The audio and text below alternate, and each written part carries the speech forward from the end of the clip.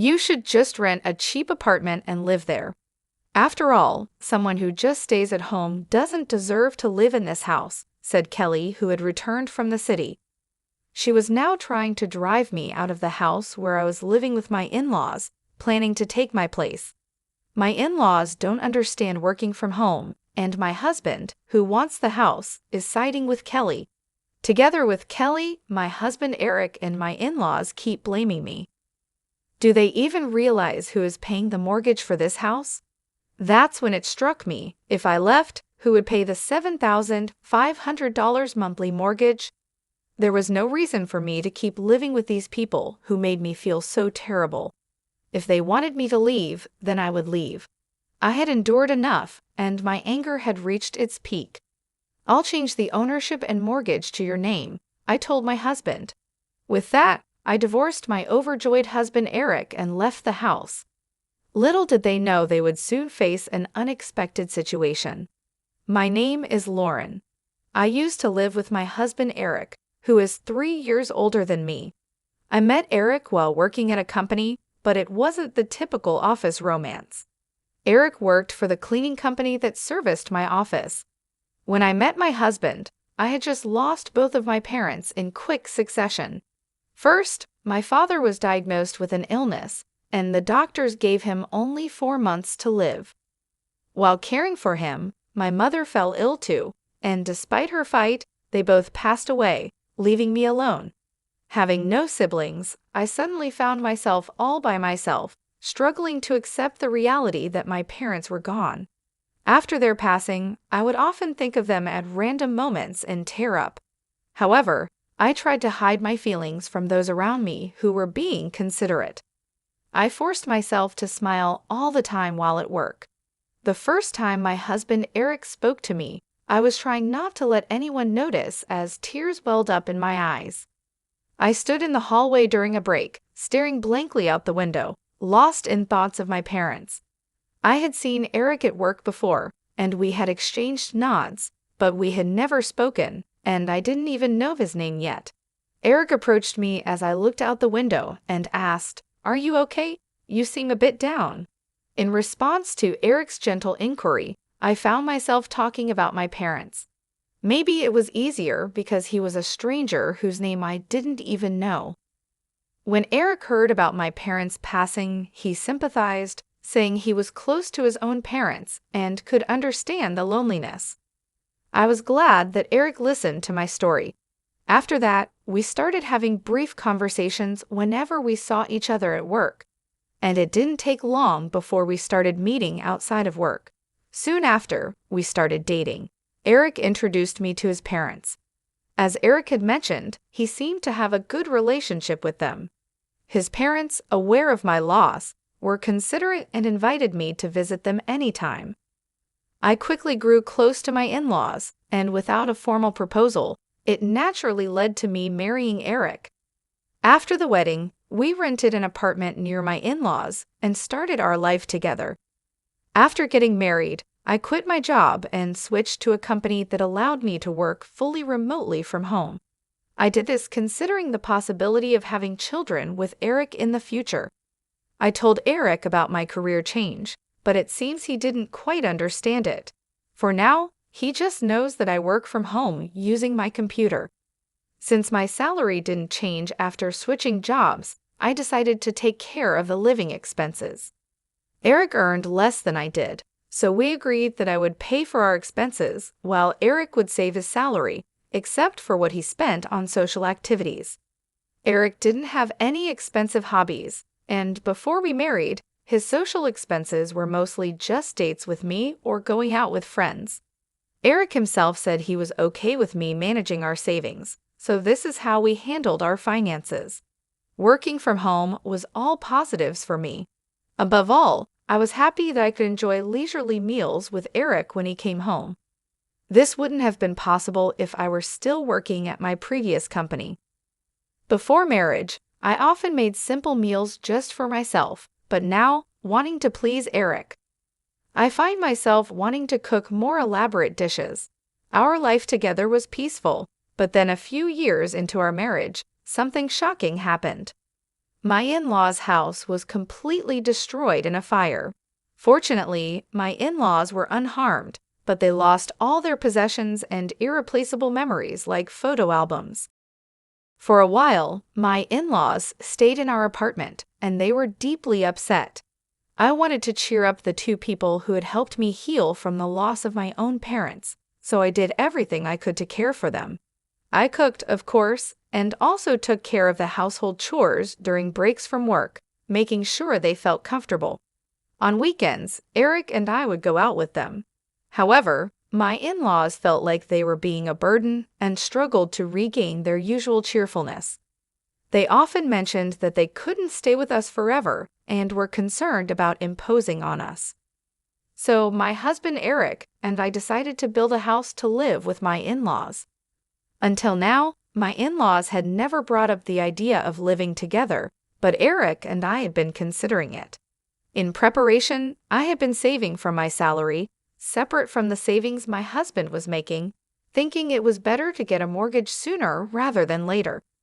I suggested that we use this opportunity to build a house. My in-laws were delighted, and the conversation quickly came to an agreement. The house they had lived in was a charming wooden structure built by my great-grandfather.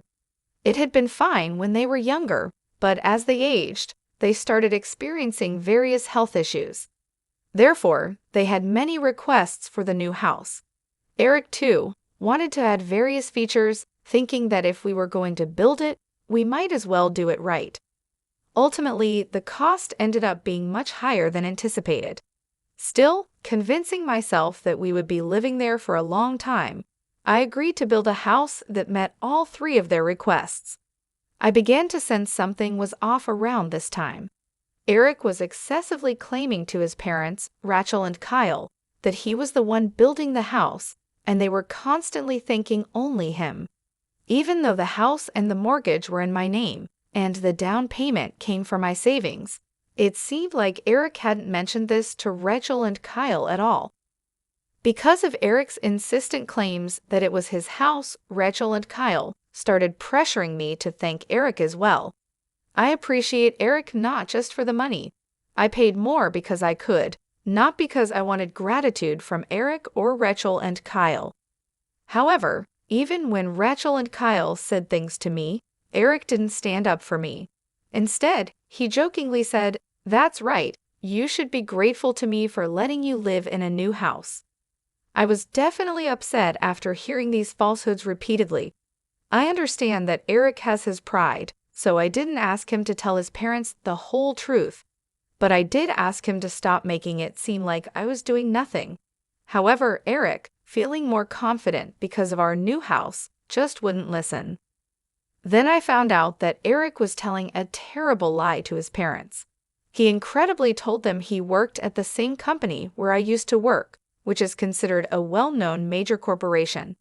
True, Eric still has dealings with that company, but as I began to notice Eric's lies and his inflated pride, I started to feel increasingly distrustful of him. I also felt uncomfortable because his parents always seemed to favor him. Still, I thought once we moved into our new home, the issue of who built the house wouldn't come up anymore, so I just kept enduring patiently. However, once our new home was completed and we started living there, their attitude towards me clearly began to change. It seemed like my in-laws, just like Eric, didn't understand the concept of working from home. They thought I was just playing around because I didn't go out during the day and was always at my computer. Eric had been complaining to them that Lauren is just playing around all day, and they seemed to have completely believed it. Before we moved, they never said anything, maybe because they felt I was taking care of them, but the sarcasm increased as soon as we moved. They would say things like, "Eric built such a fine house, and you just stay in and play around. Must be nice. Why don't you work a little and help Eric out?" Even when I was working on my computer, they would come to my room just to make these snide Eric. The discomfort made me leave the house more and more, working from a cafe instead. I repeatedly asked Eric to clear up his parents' misunderstanding. While Eric might not understand the work I do, It's my salary that's supporting his and his parents' lifestyle. All I needed was for him to tell his parents that, but Eric just said, just let them say whatever they want, still not listening. Since they thought I wasn't working, I got stuck with all the housework, and his parents started bossing me around. I couldn't take it anymore and finally stood up to them. Eric was there too, and I thought he would finally take my side seeing how upset I was. But instead, he yelled at me, "Don't talk back." Then he thrust a completed divorce paper at me, threatening divorce if I didn't comply. I had never seen Eric so angry before, and his behavior completely intimidated me, making me give in to him and his parents' demands. From that day on, both his parents and Eric's attitudes towards me turned utterly cold. The only time I felt seen and could find some solace was when I was working at my computer. I immersed myself in work to forget the treatment I received from my in-laws and husband. One day, my sister-in-law Kelly, who had been living in the city, came back to visit. She was coming to see the new house and planned to stay for a while. My in-laws immediately started complaining about me to her. They said, "Lauren is always cooped up in her room playing on her computer. Does she even realize whose generosity allows her to live in such a nice house? What on earth is she doing on that computer all day? Playing games? Is she some kind of nerd? That's just weird. We don't really understand all this, but maybe she's one of those nerds. You think if she's always on her computer, she must be one, right? Isn't she ashamed of not working?" Trying to escape their loud conversation meant for me to hear, I went to my room. Then I heard something even more shocking. They said, "Wasn't Lauren just a cleaner at Eric's company? It's amazing how she lies about working from home. She couldn't possibly have the skills for that." Kelly was talking as if my and Eric's roles were completely reversed. Since Eric had told his parents he worked at a major corporation, maybe he had also lied that I was a cleaner. The real liar here was Eric. I wanted to tell this to Rachel and Kelly, but given everything that had happened, I doubted they would believe me, so I just gave up. Ever since Kelly came to visit, my place at the dining table was taken over by her, and I couldn't even eat at the same time as everyone else. While they ate the meals I prepared during my work breaks, I would be secluded in my room, continuing my work. This went on for a week, and the day for Kelly to return to the city came. But suddenly, Kelly declared, "I'm going to live in this house too. After staying here, I found it quite comfortable. I just quit my job, so I've decided to move back here," Kelly said. She had been working in the apparel industry but got tired of the office drama and decided to take a break. Her family home was being rebuilt, and when she returned and saw our new house, she found it more luxurious than she had expected. Leaving the city to start a business here could be good. "At my level, I can work from anywhere," she said. My in-laws, Rachel and Kyle, were thrilled with Kelly's words, and Eric seemed quite pleased with the compliments about the house too. However, there was no designated room for Kelly in this house. Until now, she had been staying in the guest room, but if she were to live here permanently, another room for Kelly would be needed, and the house had no spare rooms. Kelly had realized this after living with us for a week. She told me, "I'll live here, so you should leave," with a smug, malicious grin. People who just play around at home don't deserve to live in a house like this.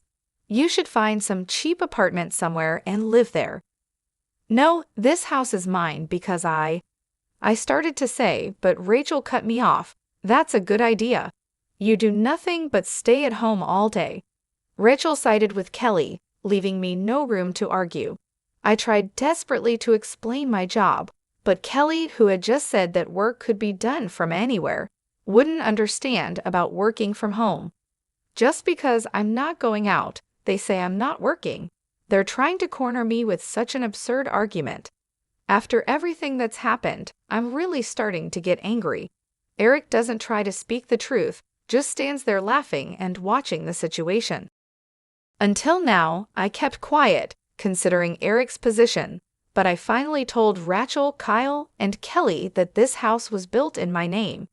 I'm paying for all the mortgage and all the living expenses. The down payment came from my savings, and Eric hasn't paid a single penny. Seeing me speak up to this extent, Eric was clearly panicked. However, the only things that came out of his mouth were words to berate me and self-serving statements to hide the truth. He shouted at me, calling me noisy, telling me to shut up, and calling me a liar.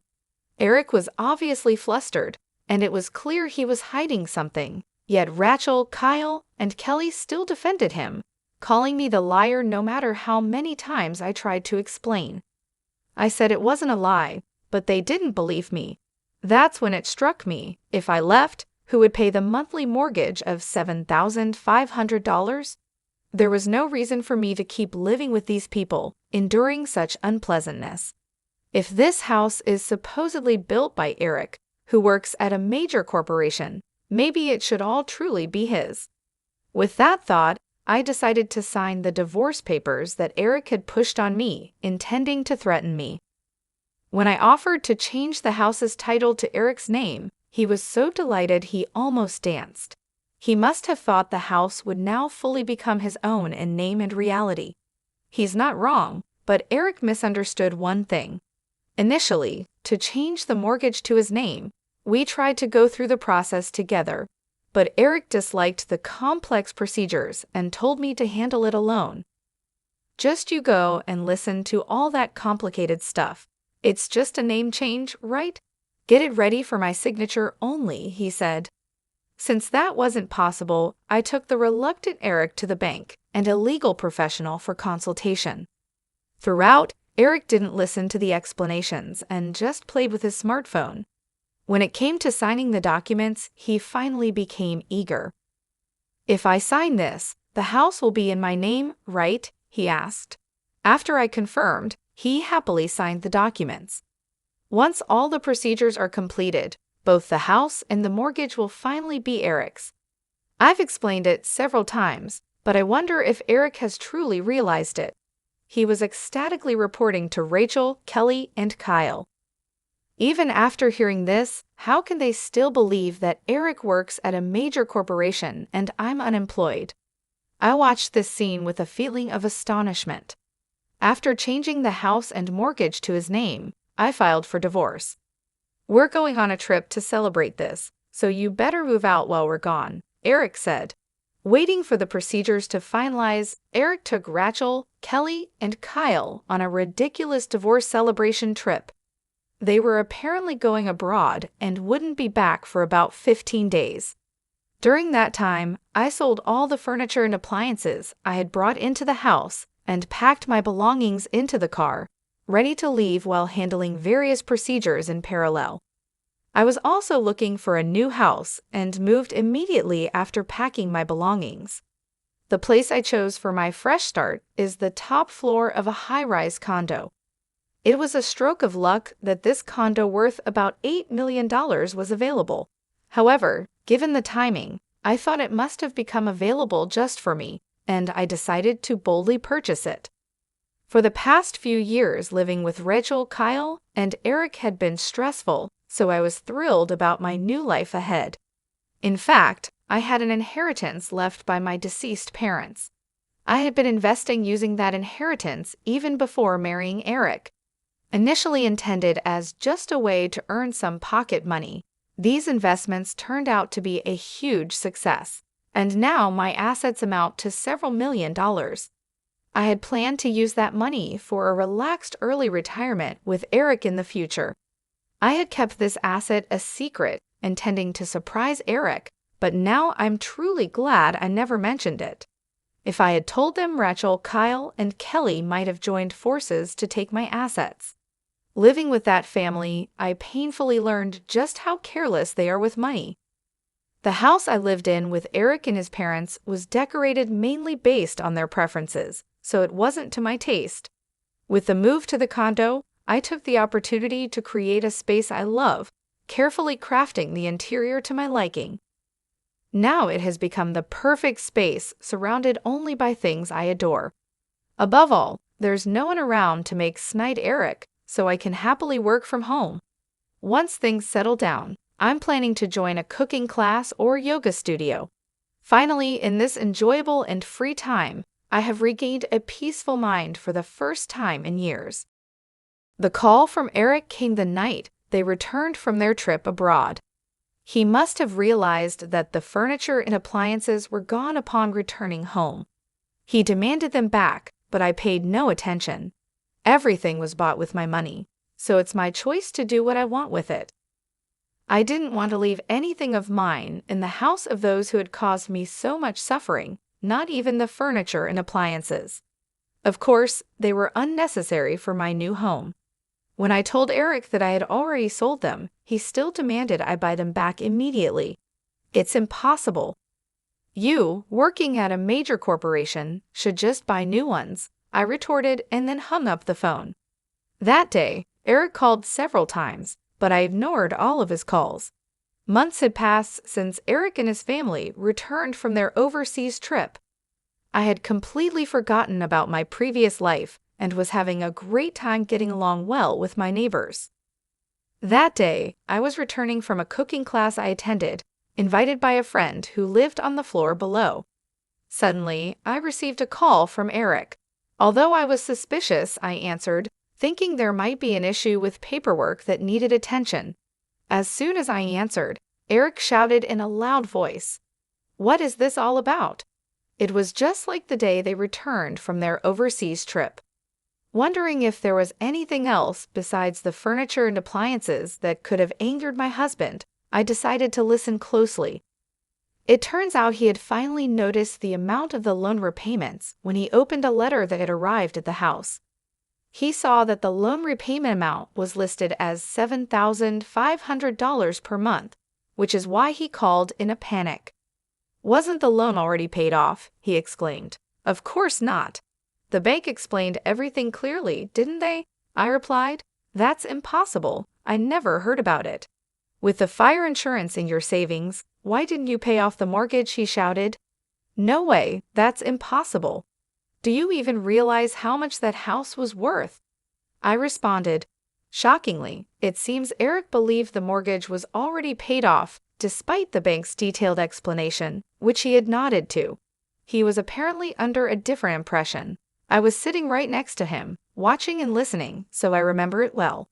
Even if Eric wasn't paying attention, he had already signed the mortgage transfer, so it was too late now.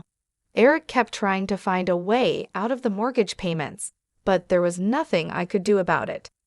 Eventually, he seemed to realize that he had no choice but to repay the loan and fell silent, seemingly frustrated.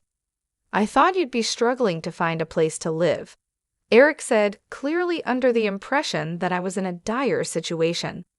The reason Eric could freely spend his salary until now was because I was the one covering our living expenses. Even after our divorce, I have no trouble living on my own.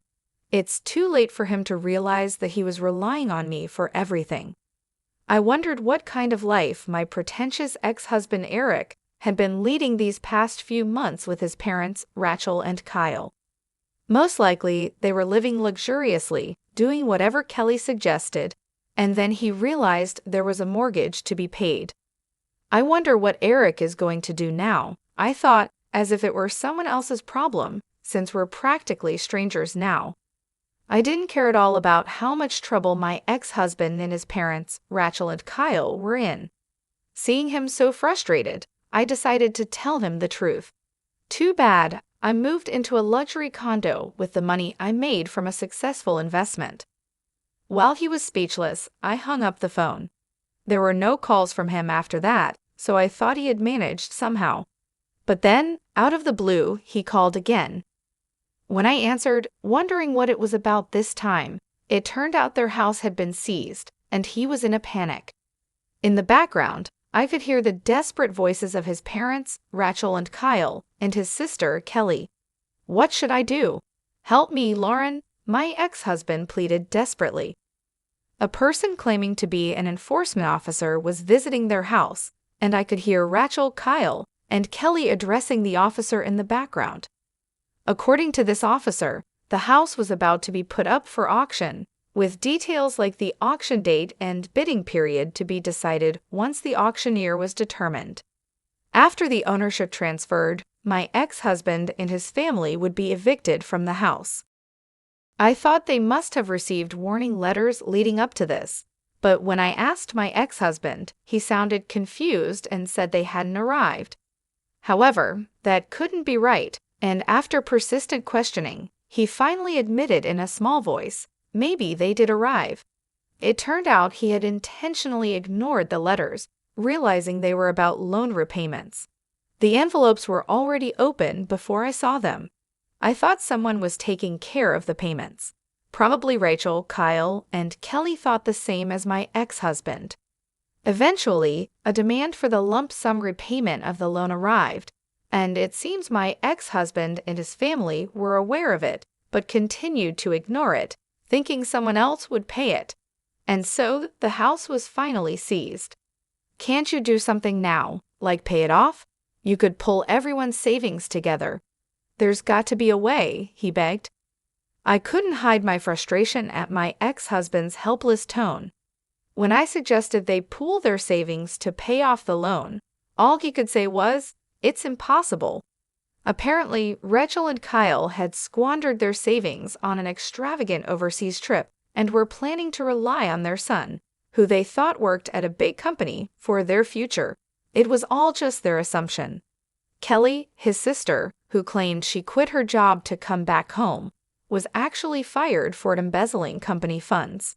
She talked as if she had been hugely successful in the city, but in reality, she was just a modestly paid accountant in a small to mid-sized company. She got hooked on visiting nightclubs and gradually embezzled money from her company to splurge on them. Even though she had returned home, relying on her parents, Rachel and Kyle, she had the nerve to make grand claims. As for my ex-husband, after our divorce, he pretended to be working at a large corporation and started dipping into his savings to cover living expenses. Rachel, Kyle, and Kelly lived lavishly, and the money he had saved while we were married was completely gone. Then came the demand for the lump sum repayment of the loan.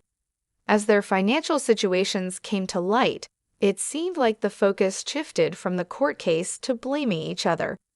In the midst of this, my ex-husband started clinging to me. "Please, Lauren, you're living in that high-rise luxury condo now, right? Let's all live together there again." I refused. "We're divorced now, and as far as I'm concerned, we're strangers." Although I had felt a bit sorry for him earlier, I definitely didn't want to live with those people ever again. Hearing the voices of my ex-in-laws, Rachel, Kyle, and Kelly, in the background, I felt more resolved and firmly declined my ex-husband's offer.